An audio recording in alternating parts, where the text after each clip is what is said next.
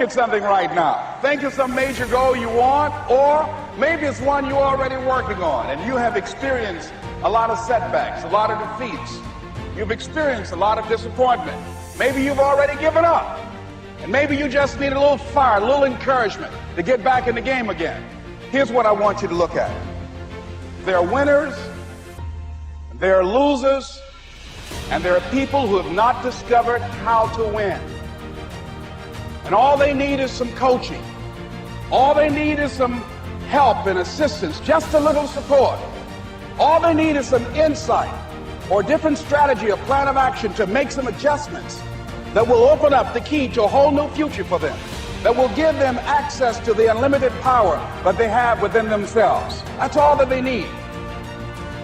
Taking responsibility for whatever happens to you, knowing that you have consciously made the decisions that are now affecting you, knowing that what is happening now, the direct result of your activity, what you did yesterday. Self-reliance is basically counting on yourself, trusting yourself, being confident with yourself, being responsible to yourself, trusting the conclusions that you have developed from your study of experiences and philosophies, learning from the mistakes that you have made, being self-reliant. They say that by deciding not to carry an umbrella every day, you have made the decision to endure an occasional drenching. Translation? By not being prepared, you make the choice of getting caught in some of life's unpleasant circumstances. Failures, economic losses, professional losses, personal losses. By not being prepared, it's your choice. By being prepared, you increase your chances of success.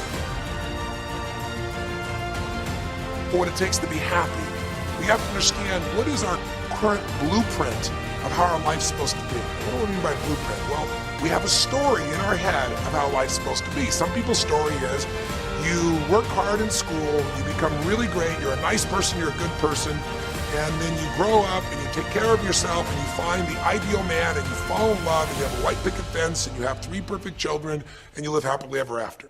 Somebody else's story, the old story was you work really hard in school, you excel in college, you go to work for a big corporation, and you move up through the ranks until you're the president or chairman of the company and you become successful and respected throughout life. These are some old stories. Obviously, the stories that we hear today of what people's lives are supposed to be like are completely diverse. We no longer have these little archetypes, but one archetype still seems to remain. And that archetype is, in order for you to really feel like you're enough, many people believe they have to achieve an enormous amount. They may do it in different ways. They may do it by building a company and taking it public when they're 27 or 25 years old, or they find and create a new technology, or they become a very special doctor. But we live in a culture in the West that teaches people that you're not enough unless you do something really special and unique, and we define special and unique in interesting ways.